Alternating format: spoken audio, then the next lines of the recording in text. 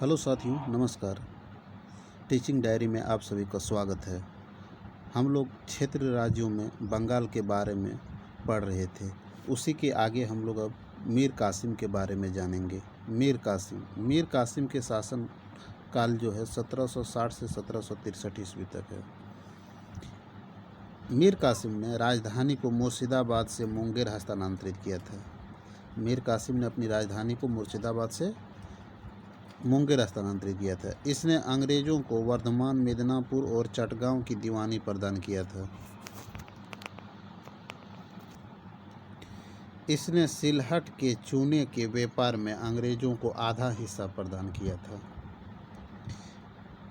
इसने वेनसीटाट को 50,000 पाउंड और हॉलवेल को 27,000 पाउंड प्रदान किया।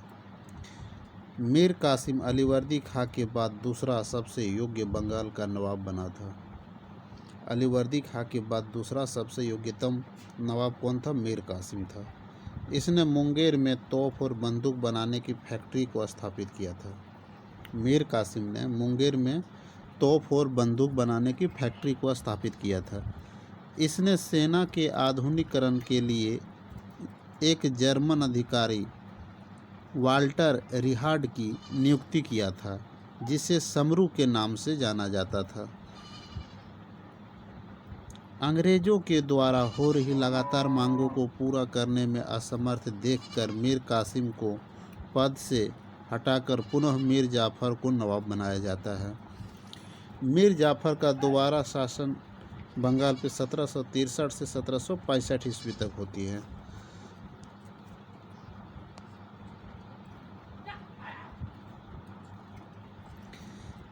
इसने कंपनी को सभी अधिकार प्रदान कर दिया और इसी के शासनकाल में बक्सर का युद्ध 22 अक्टूबर 1764 ईस्वी में होता है। इस समय बंगाल का नवाब मीर जाफर था।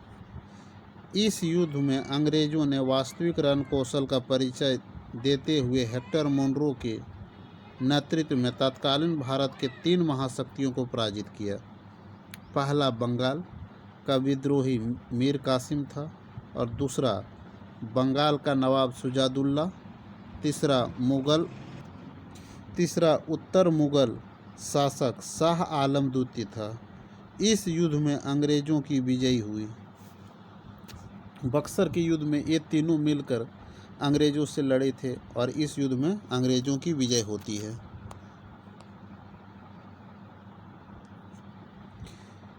बक्सर के युद्ध के बाद इलाहाबाद की प्रथम संधि 12 अगस्त 1765 ईस्वी को होती है। यह संधि अंग्रेज और उत्तर मुगल बादशाह शाह आलम द्वितीय के मध्य हुए। अंग्रेजों को इस फरमान के तहत बंगाल, बिहार तथा उड़ीसा की दीवानी प्रदान कर दिया। बंगाल के लिए मोहम्मद रजा खां, बिहार के लिए राजा सिताब राय और उड़ीसा के लिए दुर्लभ राय की नियुक्ति की गई थी। अवध के नवाब से कड़ा और इलाहाबाद के क्षेत्र लेकर मुगल बादशाह को प्रदान कर दिया गया। इस संधि के संदर्भ में गुलाम हुसैन ने अपनी पुस्तक रियासुल में लिखा है, इस संधि की शर्तें को तय करने में उतना भी समय नहीं लगा जितना कि एक गधे को खरीदने में लगता है।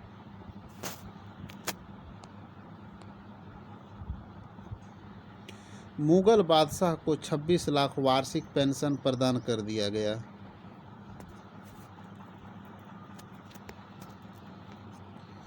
इलाहाबाद की द्वितीय संधि 16 अगस्त 1765 ईस्वी। यह संधि क्लाइव एवं अवध के नवाब सिराजुद्दौला के मध्य हुई थी। इलाहाबाद की द्वितीय संधि क्लाइव और अवध के नवाब सिराजुद्दौला के मध्य हुई थी। इस संधि के तहत कड़ा और इलाहाबाद का क्षेत्र को छोड़कर बाकी सभी क्षेत्र नवाब को दे दिया गया। कंपनी को 50 लाख एवं चुनार का किला प्राप्त हुआ। गाजीपुर एवं वाराणसी का क्षेत्र अंग्रेजों के संरक्षण में राजा बलवंत सिंह को प्रदान कर दिया गया। राजा बलवंत सिंह को गाजीपुर और वाराणसी का क्षेत्र अंग्रेजों के संरक्षण में दिया गया था। अवध में कर मुक्त व्यापार के लिए अधिकार कंपनी को प्राप्त हुआ। बक्सर के युद्ध के बाद नजमुद्दौला को 1765 से 1766 ईस्वी तक बंगाल का अगला शासक बनाया जाता है।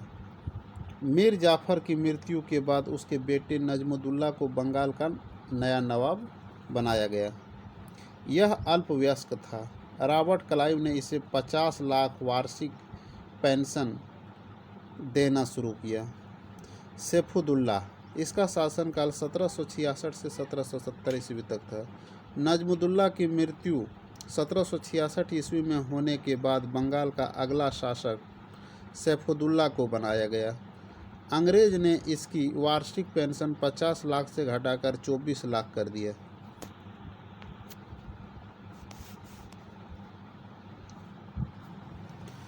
अगला शासक मुबारक उद दौला 1770 से 1775 ईस्वी तक बनाया जाता है। यह बंगाल का अंतिम नवाब था। इसकी पेंशन को घटाकर 12 लाख से 10 लाख रुपया कर दिया था। 1775 ईस्वी में वारन हेस्टिंग ने बंगाल का नवाब पद को अंत कर दिया था। बंगाल के नवाब पद को 1775 ईस्वी में वारन हेस्टिंग ने समाप्त कर दिया। इसके बाद पूरे बंगाल, बिहार तथा उड़ीसा पर अंग्रेज़ों का अधिकार हो गया। नवाब के पद समाप्त करने के बाद पूरे बंगाल, बिहार और उड़ीसा पर अंग्रेज़ों का अधिकार हो गया। 1762 ईस्वी में वारन हेस्टिंग बंगाल का गवर्नर बना था। वारन हेस्टिंग 1772 ईस्वी में बंगाल का गवर्नर बना था। बंगाल में द्वैध शासन 1765 से 1772 ईस्वी तक।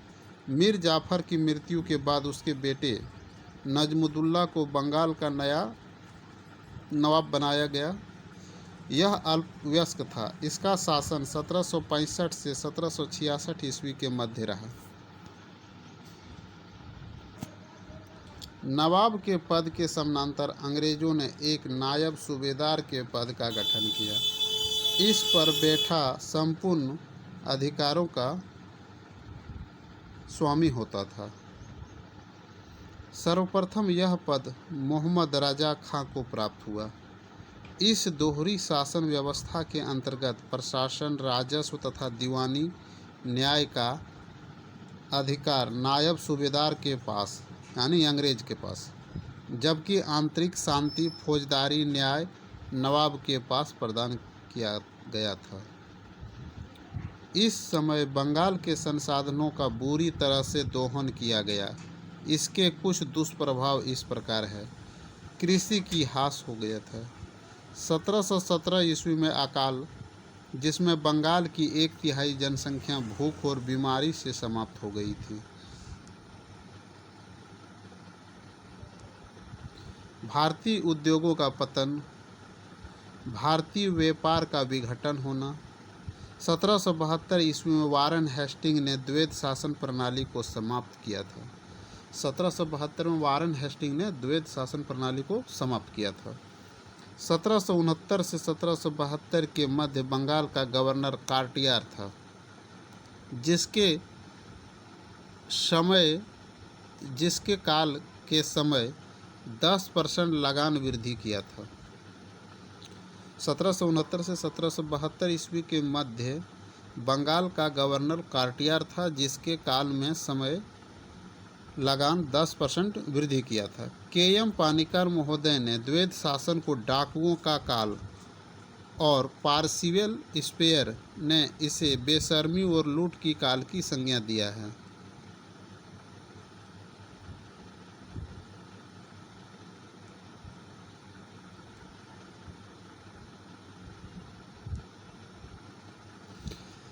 आइए अब हम लोग नए क्षेत्रीय राज्य अवध के बारे में जानते हैं।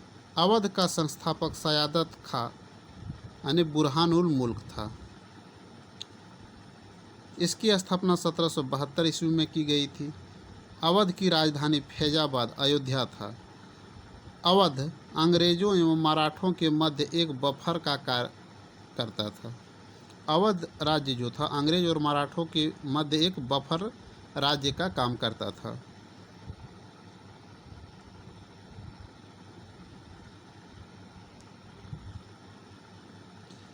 अवध के प्रथम नवाब सयादत खां, जिसे बुरहानुल मुल्क के नाम से भी जाना जाता था, इसका शासनकाल 1722 से लेकर 1739 ईस्वी तक था। आइए इसके बारे में विस्तार से जानते हैं। यह 1720 से 1722 ईस्वी तक आगरा का सूबेदार था। इसने धर्म के बजाय योग्यता पर विशेष ध्यान दिया। महत्वपूर्ण पदों पर नियुक्ति के संदर्भ में हिंदू और मुसलमानों में किसी प्रकार का कोई भेदभाव नहीं किया। सैयद बंधुओं के पतन में इसका विशेष महत्वपूर्ण योगदान था। 1727 ईस्वी में एक नया राजस्व बंदोबस्त लागू किया गया। इसने वित्तीय संसाधनों को बढ़ाने के लिए बगावती जमींदारों का उन्मूलन किया। इसने नादिर शाह को दिल्ली पर आक्रमण करने के लिए आमंत्रित किया था और 20 करोड़ रुपया देने का वादा किया था। दिल्ली पहुंचने पर नादिर शाह ने रुपया मांगा। मांग को पूरा न कर पाने के कारण इसने विष खाकर आत्महत्या कर लिया था।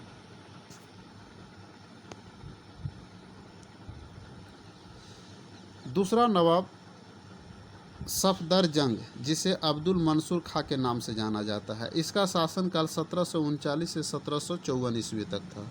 इसके शासनकाल में मुगल सम्राट अहमद शाह ने 1748 में इसे अपना वजीर नियुक्त किया और इलाहाबाद के क्षेत्र इसे प्रदान किया। 1742 ईस्वी में इसने पटना पर अधिकार किया था। सफदरजंग ने 1742 में पटना पर अधिकार किया था। 1748 ईस्वी में मुगलों की ओर से सफदरजंग ने अहमद शाह अब्दाली के आक्रमण के खिलाफ भाग लिया था। इसने भी हिंदू मुसलमान में किसी प्रकार का कोई भेदभाव नहीं किया। इसके समय में नवाब राय जैसे हिंदू को उच्च पद प्रदान किया गया था। अवध का तीसरा नवाब सुजादुल्ला, जिसका शासनकाल 1764 से 1775 ईस्वी तक था। सुजादुल्ला तीसरा नवाब अवध का बना, जिसका शासनकाल 1754 से 1775 ईस्वी था। इसी ने 1759 ईस्वी में शाह आलम द्वितीय को शरण दिया था। इसने 1761 ईस्वी में पानीपत के तीसरे युद्ध में मराठाओं के विरुद्ध अहमद शाह अब्दाली का मदद किया था। इसने 1763 ईस्वी में बंगाल के मीर कासिम को भी शरण दिया था। इसी के शासनकाल में इलाहाबाद की संधि हुआ था। 1763 ईस्वी में बनारस की संधि सुजादुल्ला और वारन हेस्टिंग के मध्य हुई। इस संधि के तहत 50 लाख लेकर ब्रिटिशों ने कड़ा और इलाहाबाद को वापस कर दिया। 1764 ईस्वी में इन्होंने रुहेलखंड को अवध में मिला लिया। मीरानपुर कटरा का युद्ध 1774 ईस्वी में हुआ था।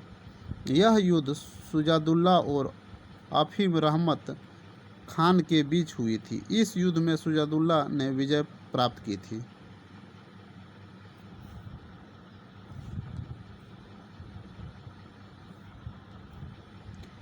इसकी मृत्यु 1775 ईस्वी में सुजादुल्ला की मृत्यु हुई थी। सुजादुल्ला की मृत्यु 1775 ईस्वी में हुई थी। अगला शासक आसफ उद्दौला 1775 से 1797 ईस्वी तक था। इसने अपनी राजधानी को फैजाबाद से लखनऊ स्थानांतरित किया। इसने लखनऊ में इमाम बाड़ा का निर्माण करवाया था। लखनऊ में इमाम बाड़ा का निर्माण आसफ उद्दौला ने कराया था। फैजाबाद की संधि 1775 ईस्वी में होती है। यह संधि आसफ उद्दौला और ब्रिटिश के मध्य हुई थी। इस संधि के तहत अंग्रेजों ने बनारस पर अधिकार किया। वारन हेस्टिंग ने अवध की बेगम की संपत्ति की सुरक्षा की गारंटी ली, बहू बेगम और बर्रा बेगम की।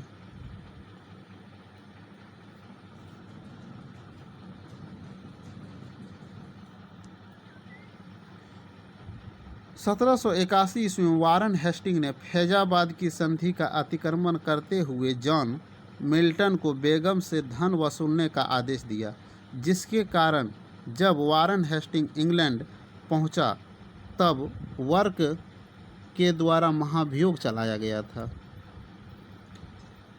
अवध के कुछ अन्य नवाब इस प्रकार हैं। पांचवा नवाब जो है वजीर अली, इसका शासनकाल 1797 से 1798 ईस्वी तक होती है। छठा नवाब आदत अली खां 1798 से 1814 ईस्वी तक था। सातवां नवाब गजीउद्दीन हैदर अली खान, इसका जो शासनकाल था ये 1814 से 1827 ईस्वी तक था। आठवां नवाब नसीरुद्दीन हैदर, इसका शासनकाल 1827 से 1837 ईस्वी तक था। और नवां नवाब अली शाह, इसका शासन 1837 से 1842 ईस्वी तक होता है।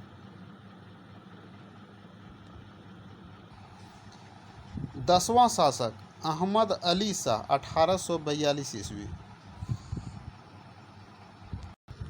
अहमद अली शाह का शासन जो था 1842 से 1847 ईस्वी था। 11वां नवाब जो था वाजिद अली शाह, इसका जो शासनकाल था 1847 से 1856 ईस्वी था। यह लॉर्ड डलहौजी के समकालीन था। लॉर्ड डलहौजी ने 1854 ईस्वी में जेम्स आउट्रम की रिपोर्ट के आधार पर अवध कुशासन के आरोप लगाकर 1856 ईस्वी में ब्रिटिश राज में विलय कर दिया था। वाजिद अली को कलकत्ता में नज़रबंद कर दिया। 12वां नवाब जो था बिजरिस कादिर 1857 ईस्वी में बनाया गया था। बिजरिस कादिर वाजिद अली शाह का पुत्र था। बिजरिस कादिर को 1857 ईस्वी के विद्रोह में उसकी मां बेगम हजरत महल ने उसे अवध का नवाब घोषित किया था। 1857 ईस्वी में बिजरिस कादिर को उसकी मां बेगम हजरत महल ने उसे अवध का नवाब घोषित किया था। तो इस प्रकार से अवध का टॉपिक भी समाप्त होती है।